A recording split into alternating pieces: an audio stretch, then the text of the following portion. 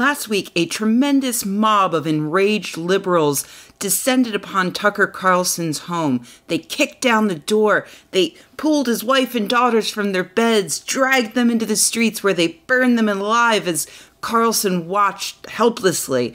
Not because he couldn't help, but because he refused to meet violence with violence. So pure is his heart and pacifist his actions.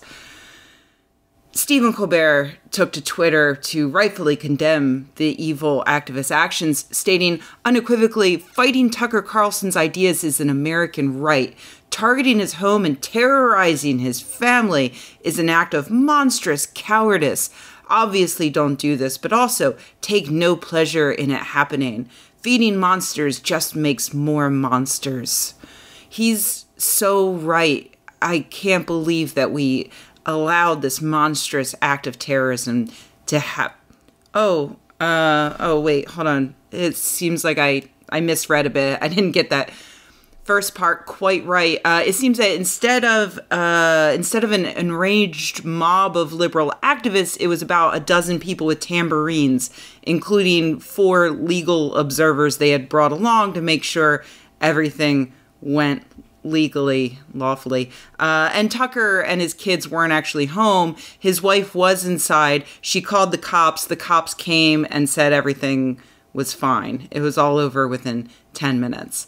Although there was one criminal in the gang who was caught quite cringily spray painting an attempted anarchist symbol on Tucker Carlson's driveway. The cops told him to not do that anymore.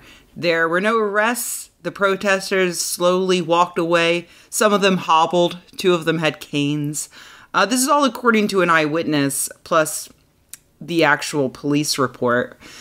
But facts don't matter when it comes to Tucker Carlson or his fans, or the majority of hand-wringing liberal centrists, apparently. Tucker claimed that his wife called him and said someone had thrown themselves against the door, breaking it in the process in an attempt to gain entry. He says that she thought it was a home invasion, that she locked herself in a pantry to call 911. He also claimed that someone shouted that they would bring a pipe bomb back to his house. None of that happened, according to the police report. And surely all of it would have been included in the police report if it did happen, because that is actual criminal behavior. No one tried to break down the door. The door sustained no damage at all. No one was locked in a pantry fearing imminent death. And no one said that they would bring a pipe bomb back to his house, although one activist did chant something about pipe bombs, explicitly referring to the fact that Tucker Carlson tried to downplay the fact that last month's pipe bomber was inspired to try to kill liberals due to Donald Trump's rhetoric.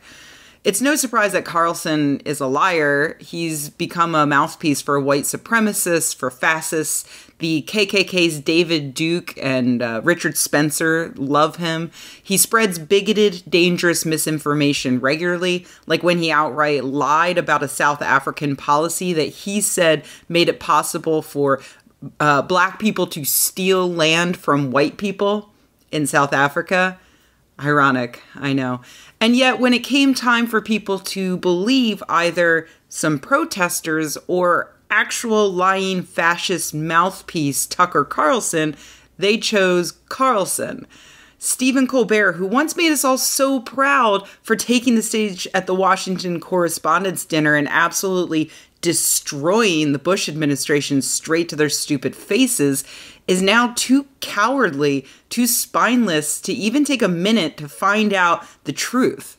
Seriously, I'm no fan of the cops, but when they're on the side of the protesters and not on the side of the rich conservative white guy, I'd say their word is pretty damn believable here. Sure, say that the activists should have protested when Carlson was home and not his wife. Say that you don't think that they should be at his home. They should be over at his workplace.